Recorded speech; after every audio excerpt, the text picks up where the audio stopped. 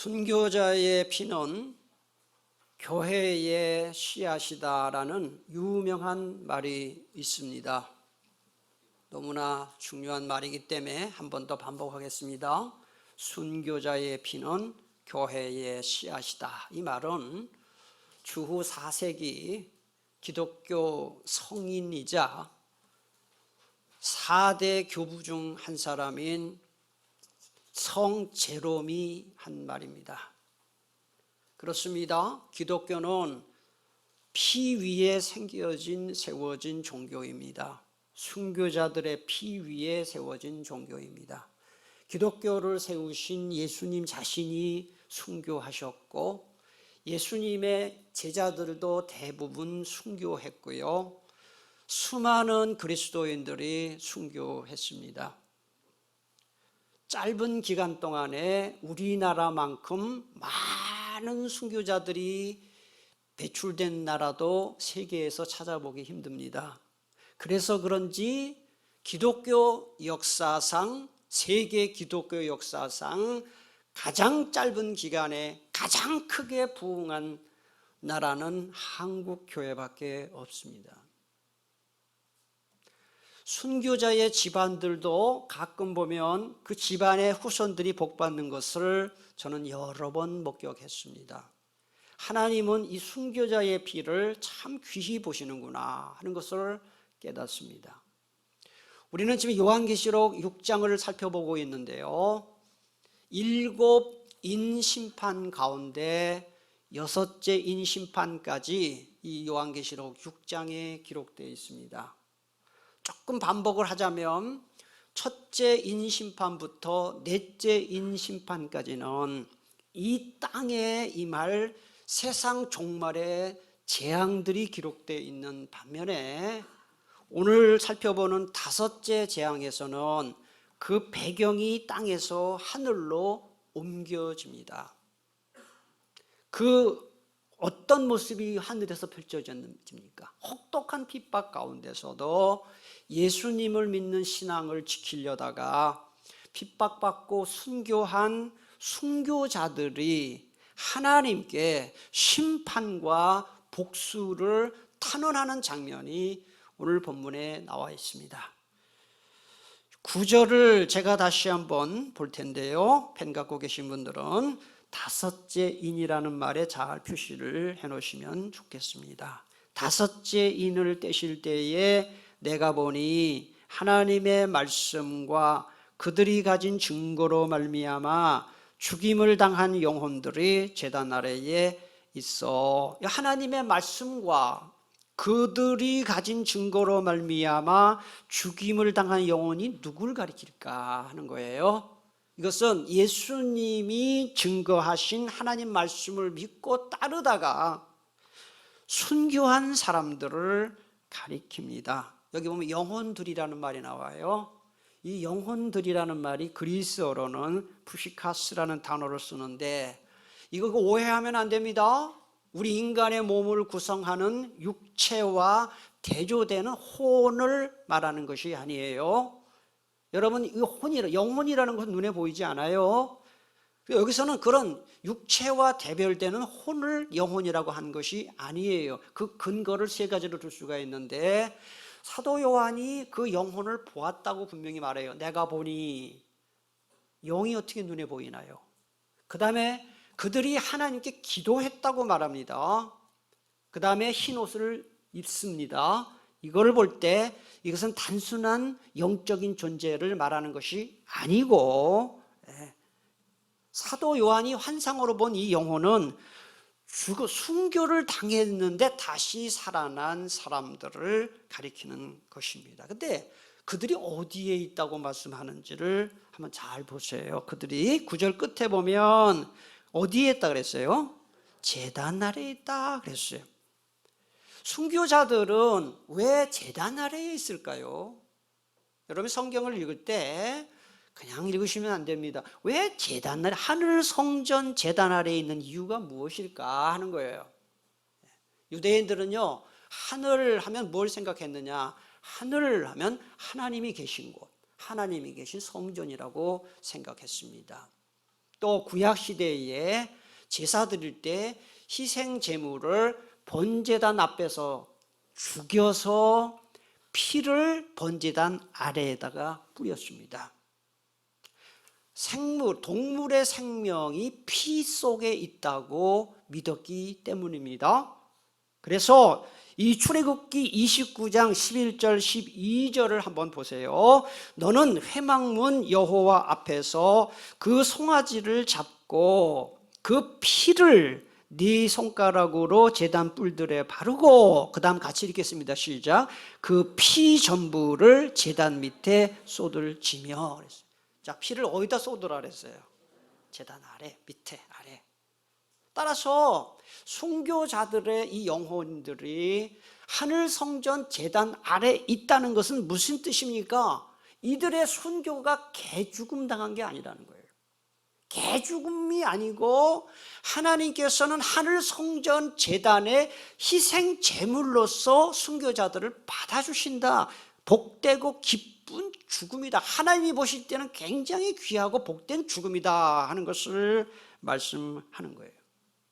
바로 이런 믿음을 갖고 있었기 때문에 사도 바울은 뭐라고 고백을 하느냐 하면은 내 몸을 제단의 제물로 바치는 것을 기쁘게 생각한다, 그렇게 했어요. 그 말이 어디 나와요? 빌립보서 2장 17절 나와요. 내가 지금 여기서 처형당한다 해도 내가 여러분이 그리스도의 제단의 믿음으로 바치는 제물의 일부가 되고 여러분 기쁨의 일부가 된다면 나는 그것으로 기뻐할 것입니다, 그랬어요. 바울은 자기 몸을 순교하는 것을 제물로 드리는 것으로 기쁘게 생각한다, 그렇게 말했다 이 말이에요. 요한계시록을 기록한 분이 누구라고 제가 말씀을 드렸는데 여러분 누구예요? 사도 요한이에요. 사도 요한에게는 유명한 제자가 둘이 있었습니다. 한 사람은 폴리카르포스예요. 영어로는 폴리갑이에요. 폴리카르포스라는 사람과 이그나티우스라는 사람이에요. 이 이그나티우스는 안디옥의 감독으로 있던 사람이었었는데 주후 107년 트라이아누스 황제 때 로마에 있는, 지금도 있는 그 콜로세움 원형 경기장에 끌려가서 동물의 먹이로 죽은 그런 순교를 당한 사람이에요. 이 이그나티우스가 처형장으로 끌려가면서 하나님께 마지막으로 드린 기도는 이거였습니다. 주님, 저를 주님의 제물로 받아주시옵소서, 그렇게 기도를 했어요. 아마도 이그나티우스는 하나님의 성전 제단 아래에 순교자들이 있는 것을 알았기에 그렇게 얘기하지 않았겠습니까? 기독교는요, 네로 황제가 통치하기 전까지는 유대교의 한 종파로 인정이 되어서 로마 제국의 보호를 받았습니다. 그런데 주후 64년에 로마에 어떤 일이 벌어졌습니까? 세계 역사가 기록하는 로마 대화재 사건이 주후 64년에 일어났어요. 많은 역사가들은 그 대방화 사건을 방화를 한 주범이 네로라고 생각해요. 네로는 완전히 약간 또라이 황제였거든요. 물론 시도 읊고 노래도 부르고 악기도 타는 황제였지만 아주 이상한 정신세계를 가진 사람이었어요. 그래서 두 가지 설이 있어요.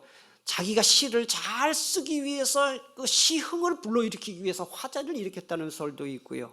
또 하나는 신도시를 한번 만들어 보려고 화제를 일으켰다라는 설이 있습니다. 어느 게 맞는지는 몰라요. 그런데 로마 시내가 거의 다 불타버리니까 이 시민들이 가만히 있겠습니까? 나라가 어려운 일을 당하면 지도자가 지탄을 받는 거예요. 그러니까 네로 황제가 궁지에 몰렸을 때 한 짓이 뭐냐 하면 희생양으로 그리스도인들을 지목한 거예요. 예수 믿는 사람들이 불을 질렀다, 이래가지고 박해가 시작된 것이죠.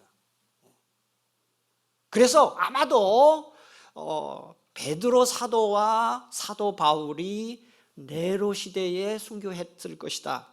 대부분이 역사학자들이 거기에 일치합니다. 그래서 이 베드로 사도는 예수님처럼 내가 어떻게 십자가에 똑바로 매달려 죽을 수 있느냐, 자원해서 십자가에 거꾸로 매달려서 죽임을 당했다 그래요. 제가 몇 년 전에 로마에 갔을 때 콜로세움 뒤편에 가보면은, 콜로세움 뒤편에 가면 베드로 쇠사슬 대성당이 있습니다. 베드로가 체포되어서 순교당할 때 쇠사슬로 그를 묶지 않았겠어요? 바로 그 쇠사슬을 보관한 성당이 하나 있어요.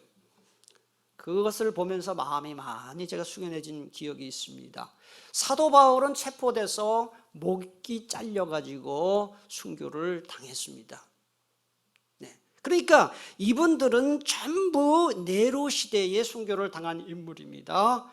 로마 역사가 유명한 타키투스는 네로 황제가 기독교를 어떻게 박해했는지 이렇게 기록하고 있습니다. 그때 로마에 있던 그리스도인들은 개들에 의해 찢겨지고 괴롭힘을 당하거나 십자가에 못 박히거나 불태워서 죽임 당했다 그랬어요. 자, 그럼 제가 여러분에게 질문 하나 하겠습니다. 한번 잘 생각해 보세요.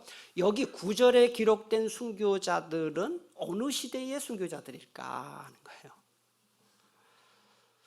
그 주후 1세기 말, 그러니까 도미티아누스 황제 때 또는 네로 황제 때 죽은 순교자들만 가리키는 것일까, 아니면 모든 시대의 순교자들을 가리킬까? 어느 순교자들일 것 같아요? 후자예요. 아담 이후 세상 종말 때까지 순교당한 사람들 뿐만 아니라 신앙 때문에 핍박받은 사람들을 다 포함하는 사람들이 바로 하늘성전 제단 아래에 있는 사람들이에요. 이런 성도들이 하늘성전 제단 아래에 있다는 것은 우리에게 무엇을 교훈합니까? 모든 그리스도인들은 순교자적 영성과 순교적 신앙생활을 해야 된다, 그걸 가리키는 거예요.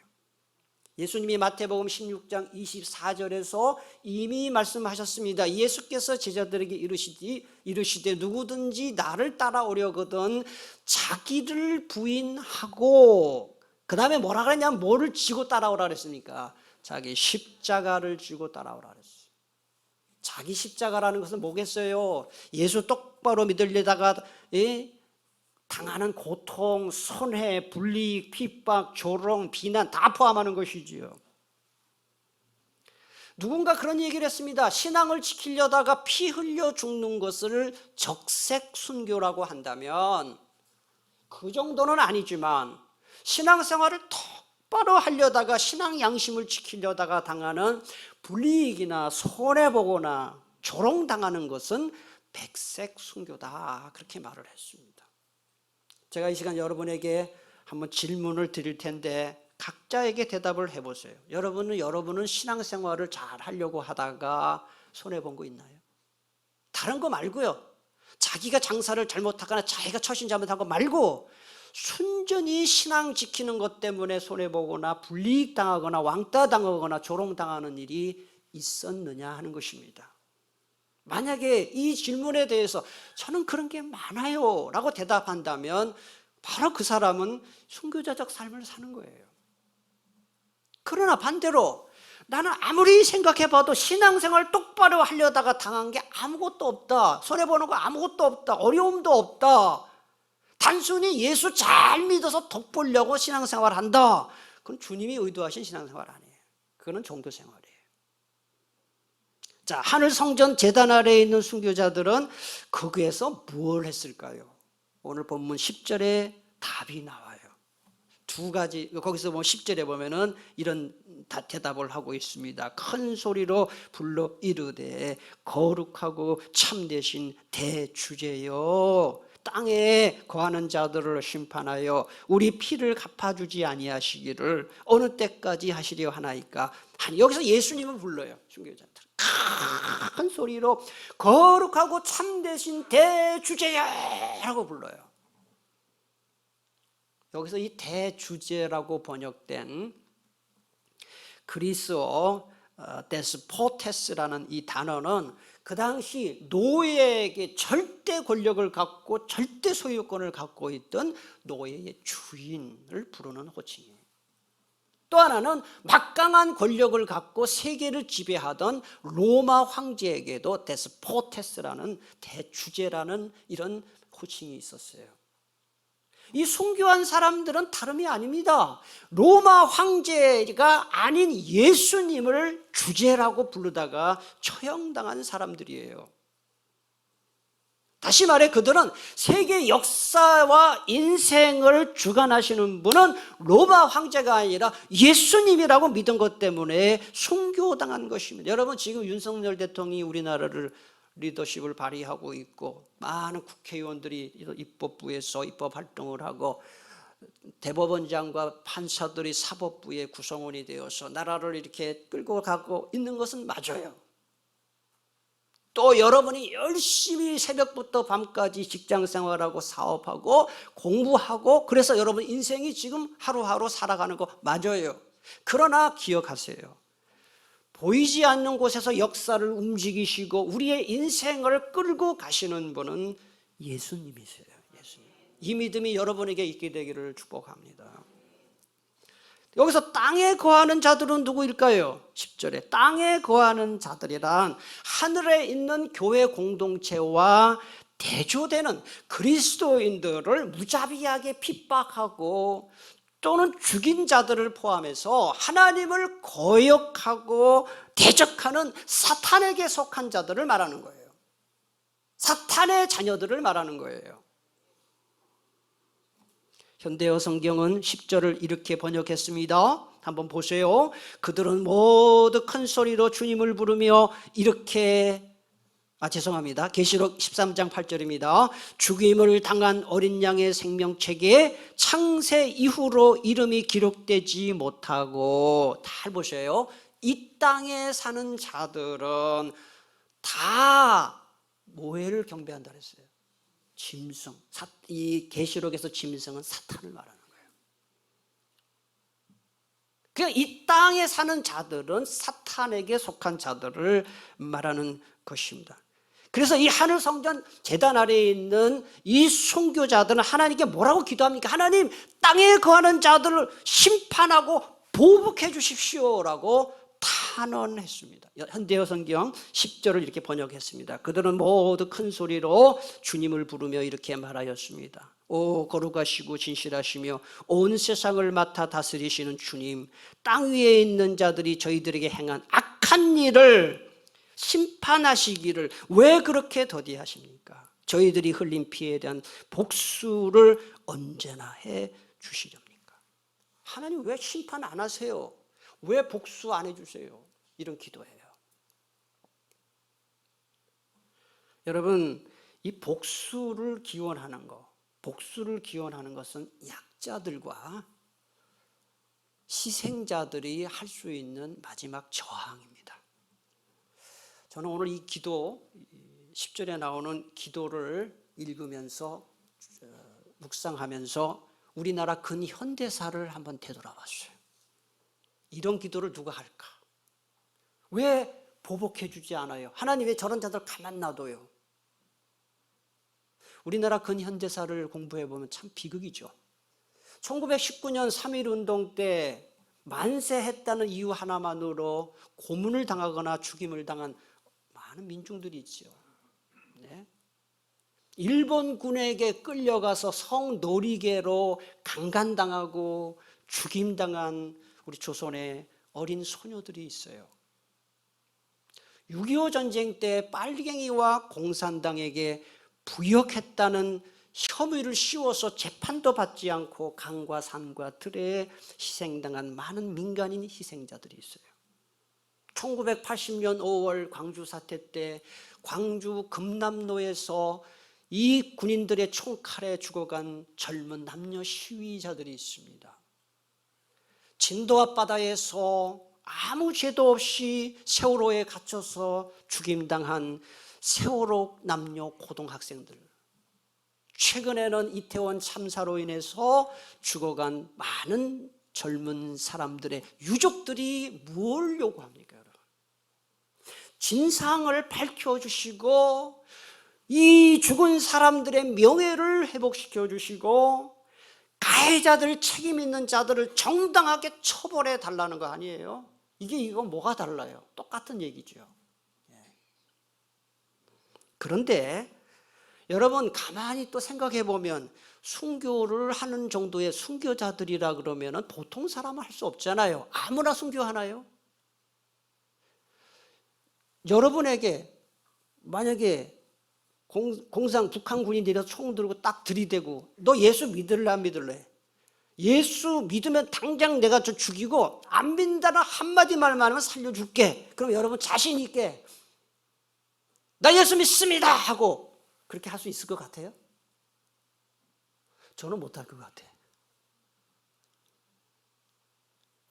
그러나 그건 제 힘으로 하는 게 아닙니다. 그 순간에도 성령께서 담대함을 주시면 할 수 있으리라 생각해요. 지금 인간의 마음으로는 겁나서 못할 것 같아요. 그게 솔직한 심정입니다. 제가 뭐 그렇게 큰 믿음 갖고 있지 않아요.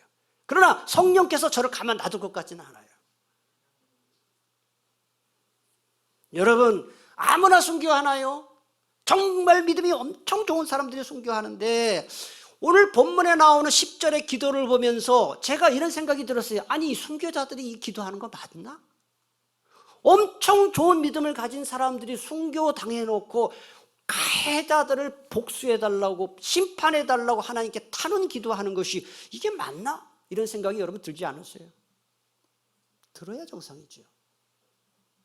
그러나 그것은 이들의 기도의 의도를 몰라서 그렇게 생각하는 것뿐입니다.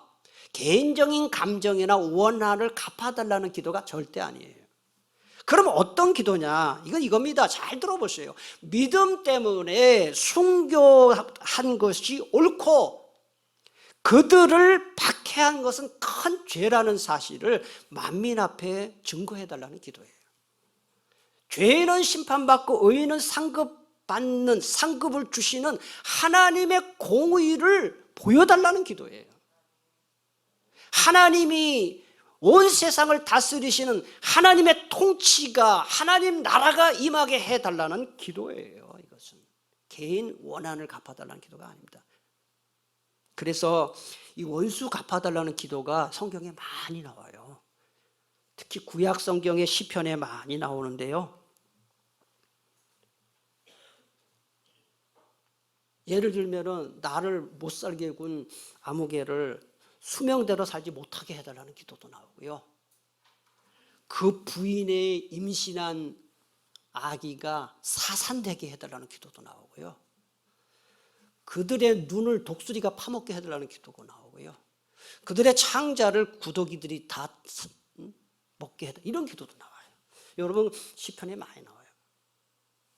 오늘 시편 79편 10절 한번 보세요. 앞에 보세요. 뭐라고 기도했는지 한번 보세요. 이방 나라들이 어찌하여 그들의 하나님이 어디 있느냐 말하나이까. 주의 종들이 피 흘림에 대한 복수를 우리의 목전에서 이방 나라에게 보여주소서. 이런 기도가 나와요. 또 시편 119편 84절 우리 한번 같이 읽겠습니다. 시작. 나를 핍박하는 자들을 주께서 언제나 심판하시오. 이 기도는 전부 제가 말씀드린 그런 기도입니다. 개인 원한을 갚아달라는 기도가 아닙니다. 하나님의 나라를 보여달라는 거예요. 하나님이 공정하시다면 악인을 놔두면 안 됩니다. 하나님 이런 기도예요. 지난 2009년 미국 하버드 대학교 정치학과 교수인 마이클 샌들 교수가 정의란 무엇인가라는 책을 썼습니다. 발간했습니다. 그 내용이 워낙 어려워서 영미권 국가에서도 8만 권밖에 팔리지 않았어요. 그 책이.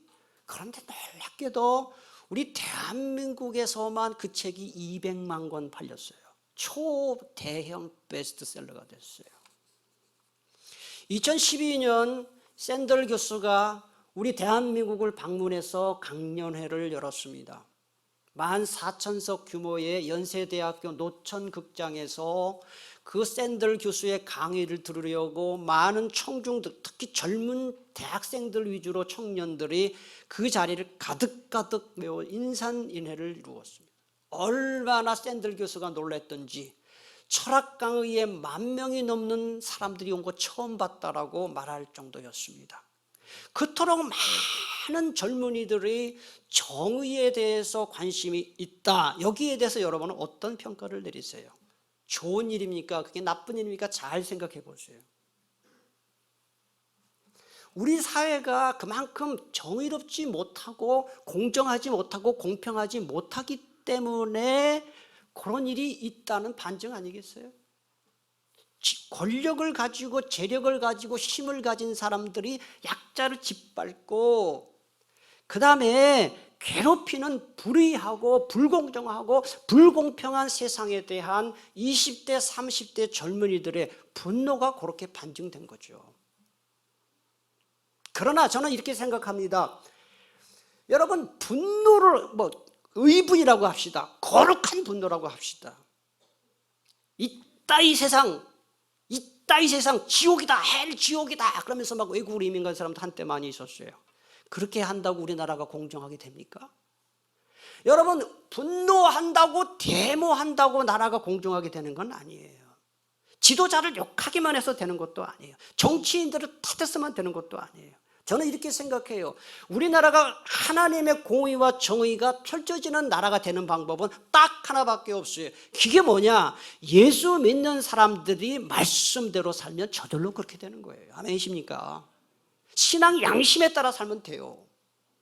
저는 참 안타깝게 생각하는 것이 우리나라에 장로 대통령이 3명이나 나왔고요. 현재 국회의원들 중에 제가 정확히는 모르지만 3분의 1 정도가 예수 믿는 사람들이에요.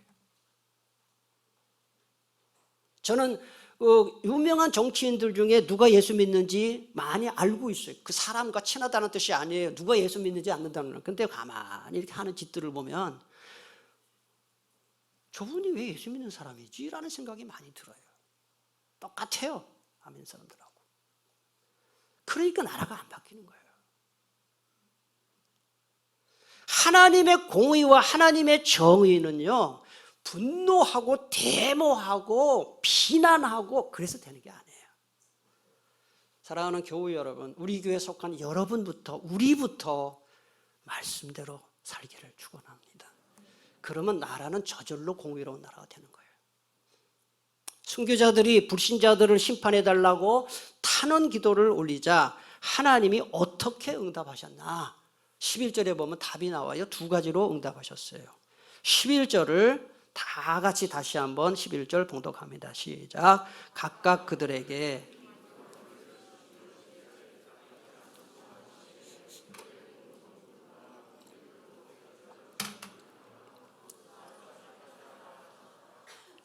여러분 여기 흰 두루마기를 주셨다 그랬어요.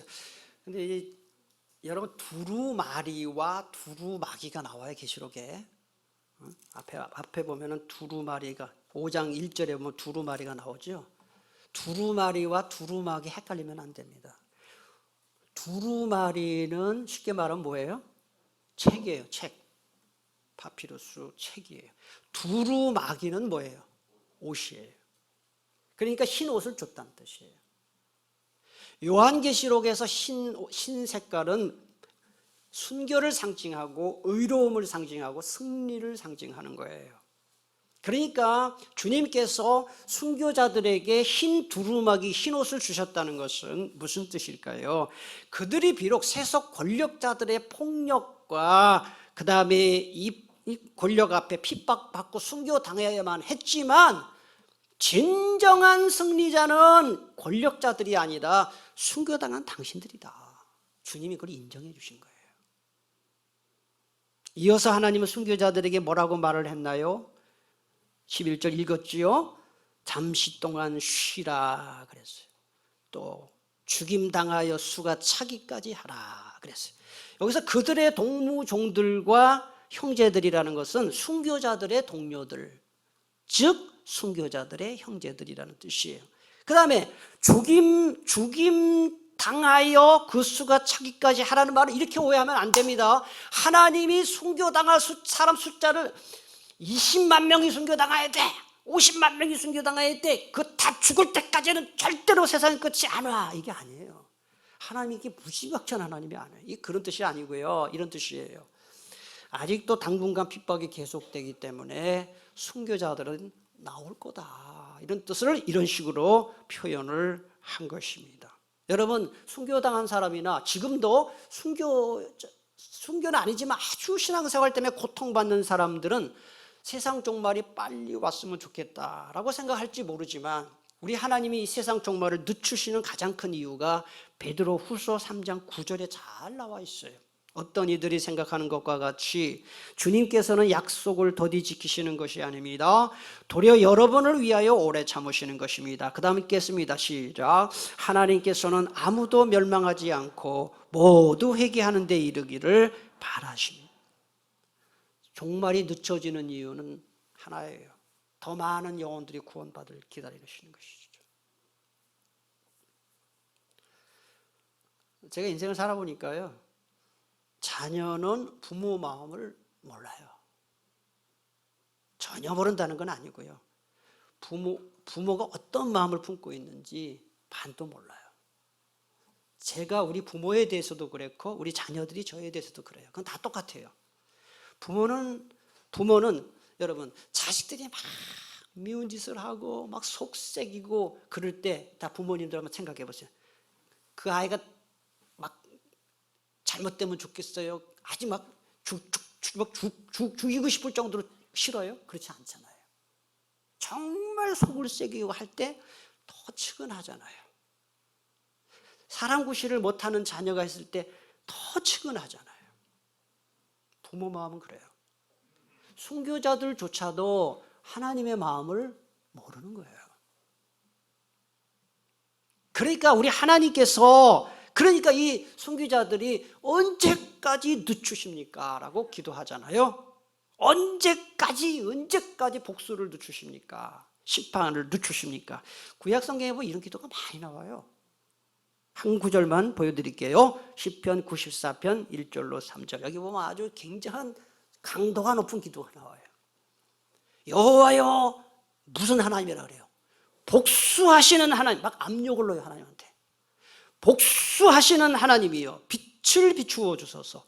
세계를 심판하시는 주여, 일어나사 교만한 자들에게 마땅한 벌을 주소서. 여호와여, 악인이 언제까지 개가를 부르리까? 우리도 살다 보면 여러분 그런 일 있죠. 직장에서나 뭐 사업장에서나 뭐 학교에서도 그렇겠고, 아니 아무런 이유도 없이 나를 자꾸 괴롭히는 사람들을, 주변에 한 사람은 있어요. 그런 사람이 없는 사람 있다면 참 좋은 일이고요. 아주 이유 없이 억울하게 자꾸 뭐 안 좋은 얘기하고 안 좋은 말하고 억울한 말하고 괴롭히는 사람들 있단 말입니다. 그게 어느 정도지, 만약에 너무 심할 때는 어떤 마음이 들어요? 하나님, 왜 저런 사람 손 좀 봐주셔요? 왜 가만 놔두셔요? 그런 마음이 드는 게 인지상정이죠. 순교자들이 그런 마음이 들었던 것이죠. 그래서 11절에서 주님은 그런 순교자들에게 뭐라고 얘기했는지를 잘 보시면 두 가지를 말한 거예요. 잠시 동안 쉬라. 그 다음에 구수가 차기까지 기다리라. 지금 억울하고 고통스럽지만 하나님의 때를 기다리며 참으라. 그래서 이 기도가 언제 응답되는지 아세요? 순교자들의 기도가 언제 응답되느냐? 요한계시록 18장에 가서 응답이 돼요. 20절에 보니까 하늘과 성도들과 사도들과 선지자들아, 그로 말미암아 즐거워하라. 그 다음에 같이 읽겠습니다. 시작. 하나님이 너희를 위하여 그에게 심판을 행하셨습니다. 여러분, 마음이 조급하고 초조할 때에도요, 하나님의 때를 기다리는 것이 믿음이에요. 그게 하나님의 때를 기다리는 거. 내 뜻대로 내가 원하는 때 내가 원하는 방법으로 이루어지길 기다리는 것은 믿음 아니에요. 제가 그런 얘기 자주 했어요. 여러분, 시간이 해결해 주는 문제가 많아요. 내가 막 설쳐되지 않아도 시간이 지나면 저절로 해결되는 문제가 많더라고요. 살아보니까. 그 당시에는 이게 죽을 것 같고 앞으로도 계속 내가 차라리 죽는 게 낫지, 이런 문제들이 생기잖아요. 시간이 지나니까요, 환경이 바뀌거나 사람이 바뀌더라고요. 시간이 해결해 주는 문제가 많다는 것은 바꿔 말하면 하나님의 때를 기다릴 필요가 있다는 거예요. 신약 성경 전체에서 가장 자주 나오는 교훈 중에 하나가 기다리라는 거예요. 기다리라. 히브리서 11장을 가리켜서 믿음장이라고 불러요. 믿음장에는 신앙의 위인들이 많이 나오는데 그분들의 공통점이 뭐냐 하면 하나님의 때를 끝까지 기다린 인내의 사람들이었다는 거예요.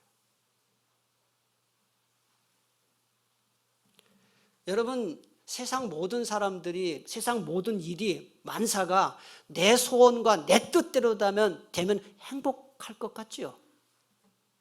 그 행복할까요? 이거는 인간이 얼마나 이기적인 존재인지를 몰라서 하는 소리예요. 좀 쉬운 예를 들어볼게요. 지금 도로에 신호등이 많은데 도로 신호 싹 없애고 운전자들 마음대로 왔다 갔다 해라.